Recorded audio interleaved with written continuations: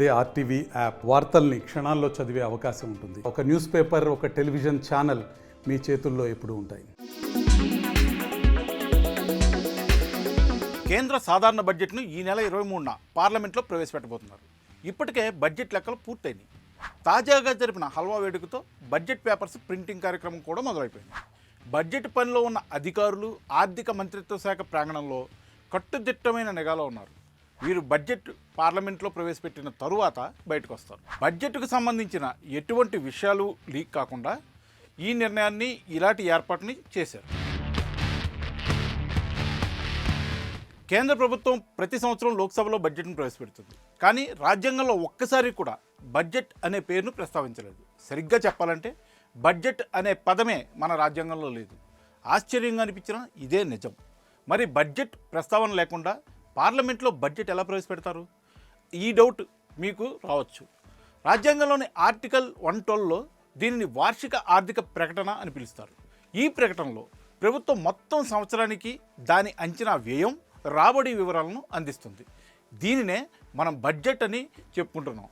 అసలు బడ్జెట్ అనే పదం అర్థం ఏంటి, దీని వెనక కథ ఏంటి అనేది ఇప్పుడు మనం తెలుసుకుందాం. బడ్జెట్ అనే ఆంగ్ల పదానికి పరిపాలన, ఆర్థిక స్థితి అని అర్థం. ఇది ఒక ఫ్రెంచ్ పదం నుంచి వచ్చింది. అసలు ఆ ఫ్రెంచ్ పదం వేరే. బడ్జెట్ అనేది ఫ్రెంచ్ పదం బగౌట్ నుండి ఉద్భవించింది. బగౌట్ బౌజ్ అంటే లెదర్ బ్రీఫ్ కేస్ అని అర్థం. భారత బడ్జెట్ చరిత్ర 160 ఏళ్లకు పైగా ఉంది. 1857 విప్లవం తర్వాత బ్రిటిష్ ప్రభుత్వం ఈస్ట్ ఇండియా కంపెనీ నుంచి భారతదేశ పరిపాలన చేపట్టింది. ఆ తర్వాత 1860లో భారత తొలి బడ్జెట్ను ప్రవేశపెట్టారు. ఈస్ట్ ఇండియా కంపెనీకి చెందిన జేమ్స్ విల్సన్ దీన్ని బ్రిటిష్ రాణికి సమర్పించారు. యాదృచ్ఛికంగా అదే సంవత్సరంలో బ్రిటన్లో లెదర్ బ్రీఫ్ కేసులో బడ్జెట్ను తీసుకొచ్చే సాంప్రదాయం మొదలైంది. 1860లో Britain chancellor of the exchequer chief William Edward Gladstone budget పేపర్లను లెదర్ బ్యాగ్లో తీసుకొచ్చాడు. బ్యాగ్లో బ్రిటిష్ రాణి మోనోగ్రామ్ కూడా ఉంది. దానికి గ్లాడ్స్టోన్ బాక్స్ అని పేరు పెట్టారు. అప్పటి నుంచి బడ్జెట్ను బ్రీఫ్ కేసులో ఉంచే సంప్రదాయం మొదలైంది. మన స్వతంత్ర భారతదేశ తొలి బడ్జెట్ను షణ్ముఖం శెట్టి లెదర్ బ్యాగ్లో సమర్పించారు. 1958లో తొలిసారిగా భారత తొలి ప్రధాని జవహర్లాల్ నెహ్రూ బడ్జెట్లో ఎరుపు రంగు బ్రీఫ్ కేసుకు బదులుగా నల్లటి బ్రీఫ్ కేసును ఉపయోగించారని చెప్తారు. తర్వాత నల్లటి బ్యాగ్ని ఆయన ఎంచుకున్నారు.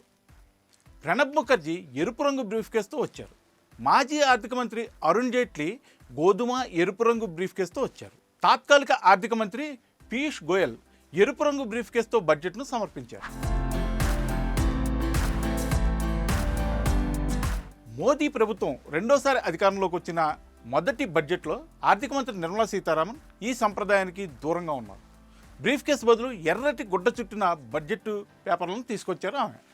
పాశ్చాత్య మనస్తత్వానికి, బానిసత్వం నుండి బయటపడడానికి ఇది ప్రతీక అని అప్పటి ప్రధాన ఆర్థిక సలహాదారు కె సుబ్రమణియన్ చెప్పారు. 2021లో ఆర్థిక మంత్రి సీతారామన్ మరో పెద్ద మార్పు చేశారు. ఆ సంవత్సరం ఆమె తన ప్రసంగం, ఇతర బడ్జెట్ పత్రాలను తీసుకువెళ్ళడానికి సాంప్రదాయ పేపర్గా బదులుగా డిజిటల్ ట్యాబ్లెట్లను వాడడం మొదలుపెట్టారు. ఫిబ్రవరి 2024లో మొన్న మధ్యంతర బడ్జెట్ను సమర్పించేందుకు కూడా ఆమె ఈ పద్ధతినే ఎంచుకున్నారు.